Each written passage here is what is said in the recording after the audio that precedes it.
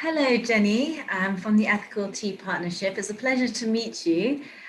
We've been working with you for some decades now, really, haven't we? And we just wanted you to really explain some of the things that you do so that our consumers can understand really the great work that the Ethical Tea Partnership do.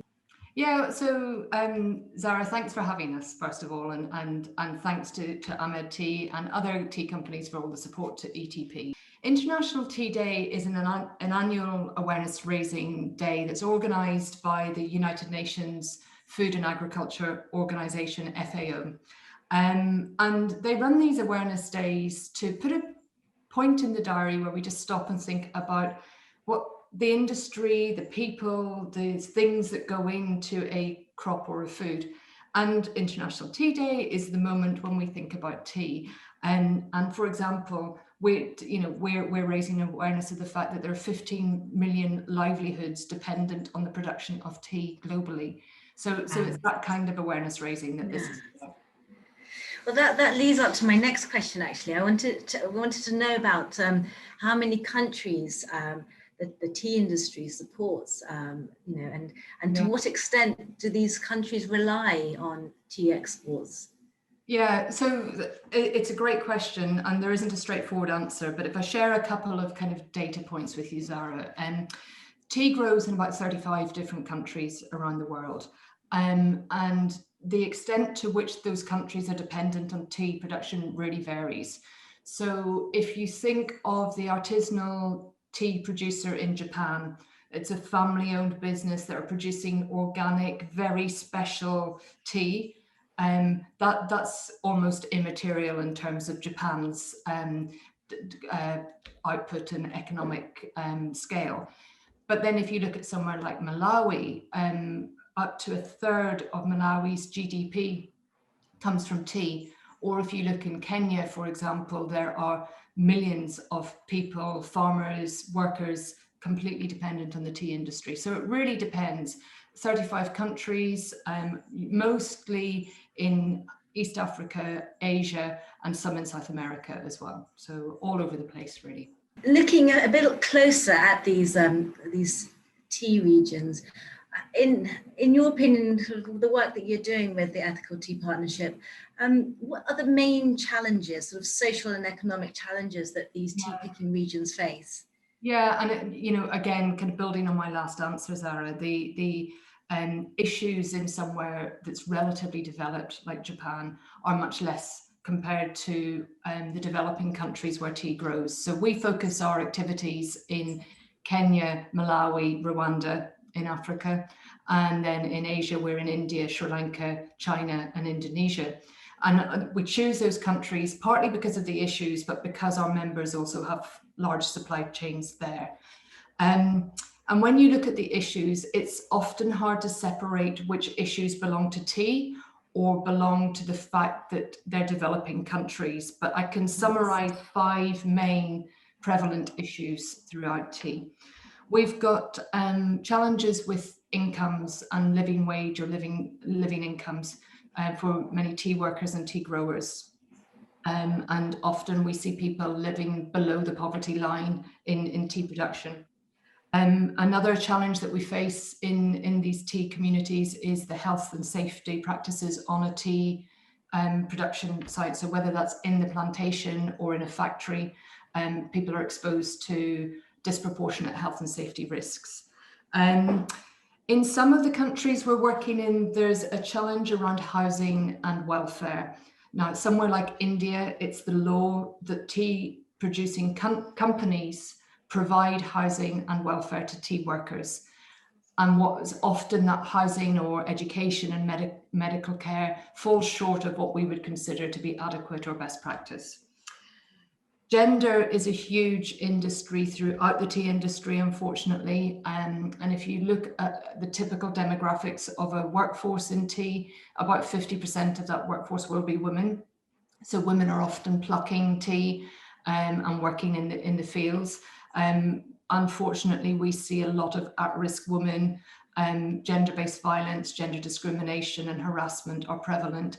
Again, hard to separate this from cultural norms or practices in the countries, or whether it's specific to tea, but we're very aware of them.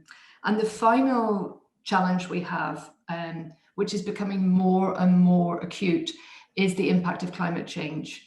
And we're seeing this in just through droughts during tea plucking season in Assam. We're seeing floods, we're seeing soil degradation, and that's really impacting just the health of the ecosystem in which we need to grow tea. So climate change is becoming a huge, huge issue that we have to address as well.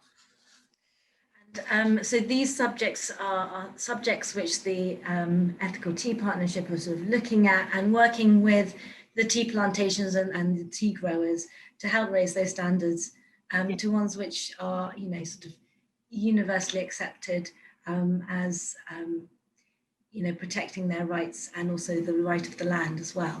Yeah, the work that we do is really in partnership. So in partnerships with NGOs who have specialised in poverty alleviation, gender empowerment, women's empowerment and that kind of thing, and also then on innovation around climate friendly, climate smart agriculture.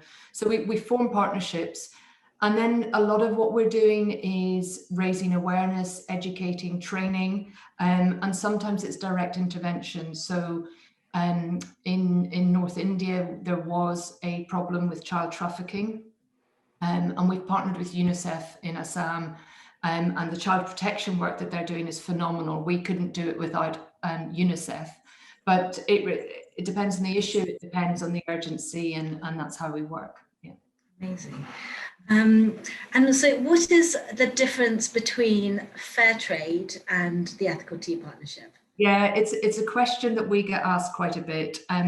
There's a group of what we would call certification bodies or certification organizations, so including Fair Trade, Rainforest Alliance. They have a standard, they will audit a plantation. When a plantation passes those audits, they can then carry that seal, that brand on their pack and say they're compliant with our Rainforest Alliance or Fair Trade. On the other hand, we take a much more kind of interventionist approach. We understand the issues. We've worked in tea for a long time. We're looking at what projects and programs and policy work can catalyze change. So we're really trying to address the issues. The certification helps us understand where the issues are and what the issues are, and we then design the solutions and interventions. I think we could also ask the question really, what should consumers be looking for in tea to help sort of support these kind of initiatives and you know, to reach out to the growers and to have some sort of you know, kind of decision making which could actually impact the lives of the people who are growing the tea. Yeah, I mean, I wish that we didn't have to exist. I wish that the issues didn't exist in tea, but I think from the consumer's perspective, they can be more informed about the issues in tea. And the Ethical Tea Partnership, we provide that information. We analyse and research and communicate what the issues are and where they are.